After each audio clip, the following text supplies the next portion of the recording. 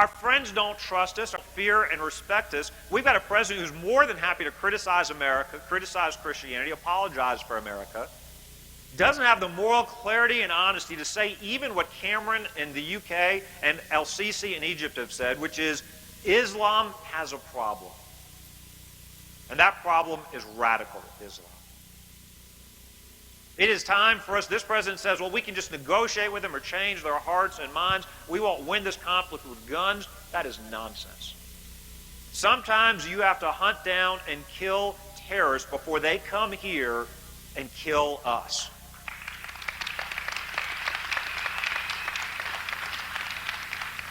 Folks, we are fighting evil. They are crucifying, burning alive, killing Christians and other Muslims and other religious minorities. And we've got a president who won't even be honest about the threats we face. The idea of America is slipping away. The hour is late, but it is not too late for us to rescue the idea of America. I'm not here to ask you to simply join a campaign. I'm here to ask you to join a cause. I'm here to ask you to believe again. And I'll tell you this, before I tell you why I want your votes, I will tell you this. I do want to be the next president. I am here to ask you for your support in the caucus, but I'm also here to tell you this. Even more important than who we elect as the next president, we need a spiritual revival in these United States of America.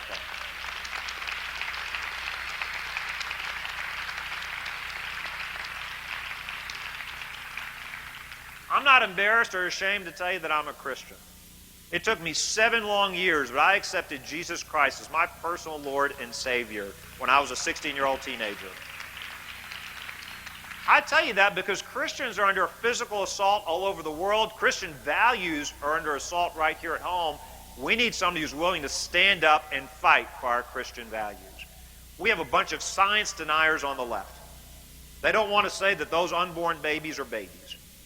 When we took on Planned Parenthood, they didn't go away quietly. They protested at the governor's mansion. We didn't back down. We put up large screen videos, and we showed those barbaric videos over and over during their protests.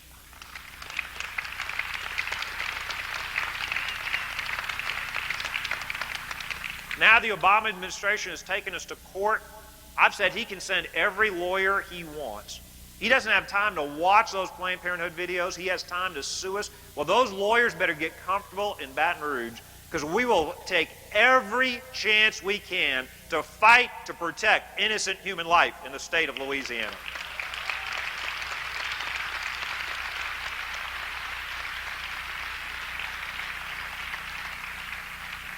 Folks, the idea of America is slipping away. If you want a doer, not a talker, if you want somebody who has stood up to the left, somebody who's actually cut government spending, somebody who wants to rescue the idea of the American dream so it doesn't become the European nightmare. The hope in America is not to grow up and have the government take care of you. The hope in America is to have the opportunity to raise your own kids according to your own values. We have taken on the left, whether it's in education freedom or whether it's in cutting government spending. There are a lot of folks that give a great speech with a lot of red meat applause lines. We're the only one. There's not, out of all the 15 candidates, we're the only one that's actually cut spending. And the reason I keep saying that is if we don't shrink the government economy, we can't grow the American economy. We've already got a great speaker in the White House today.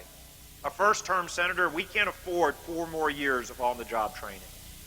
I was the first and the only one to have a plan to get rid of Obamacare. We will continue to fight for you. I'll close with 2 final thoughts. One, this is the most important election in our lifetimes. 4 more years of these radical left policies, we won't even recognize our country anymore. But here's my final thought. As a Christian, and this is the most important thing I want to say to you today, and I do want your vote, and I'm here to ask you for your support. I am running for president, but here's the most important thing I'm here to say.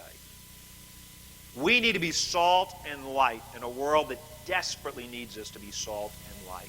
As Christians, we believe the tomb is empty. We believe Jesus is no longer on the cross. We worship an all-powerful God. I don't know why things have occurred the way they have. I can't explain everything that happens. None of us can. Some things we'll only understand when we're in His kingdom. But I think God has given us the book of life. We don't always get to see the pages for today or tomorrow. We do get to see the last page. On the last page, God wins.